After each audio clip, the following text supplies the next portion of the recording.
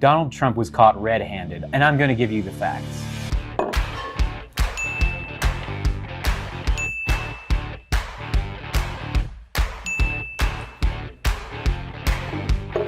So what really happened in Ukraine? In 2014, Russia invaded the country, and the US and our allies decided that we had to support them against this Russian aggression. President Obama turned to Vice President Biden to lead that effort because of his history in foreign policy.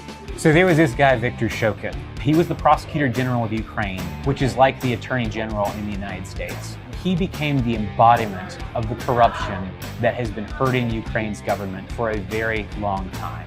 Everyone from the EU to the IMF, Republican senators, the entire anti-corruption activist community in Ukraine desperately wanted him fired. He was being protested in the streets. We will not allow him, actually, to maintain the Soviet system of prosecution, which intimidates people. And Joe Biden is the person who got him out of office. It was a monumental, international, bipartisan anti-corruption victory. 3 Republican senators signed on to that bipartisan effort.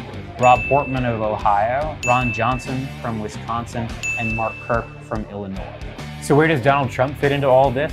He claims that because the vice president's son Hunter was on the board of the Ukrainian natural gas company Burisma, that Biden somehow acted inappropriately when he advocated for Viktor Shokin to lose his job. The clinical term for that is horse shit.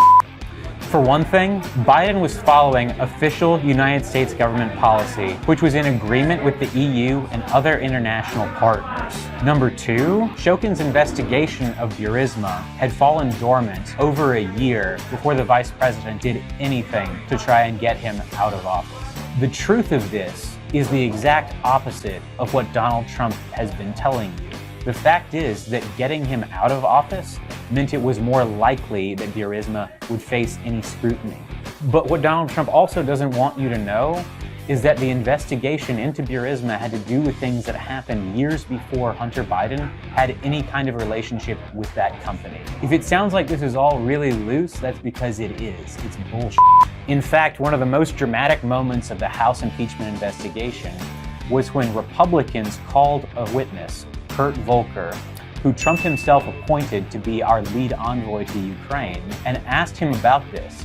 And he said that these were, quote, self-serving, end quote, conspiracy theories that had no credibility. Donald Trump was caught red-handed, undermining our national security and trying to force a foreign country to smear the candidate who he is terrified of running against in November. How do we know? Because an intelligence community official filed a whistleblower report that has now been corroborated by sworn testimony from Trump administration national security officials and by an official transcript released by the White House itself. Donald Trump has even said it on television multiple times, so I don't know. Well, I would think that if they were honest about it, they'd start a major investigation into the Bidens. They should investigate the Bidens. So I would say that President Zelensky, if it were me, I would recommend that they start an investigation into the Bidens. His objective was to force Ukraine to spread a comprehensively debunked right-wing conspiracy theory about the vice president that the Washington Post fact-checker has called, quote, a fountain of lies. Why is Donald Trump doing this? He knows he can't beat Joe Biden. So he did something that literally no American president ever in our history, not even Richard Nixon, ever stooped to. He tried to make our national security policy an extension of his struggling re-election campaign. That's all you need to know. Take care.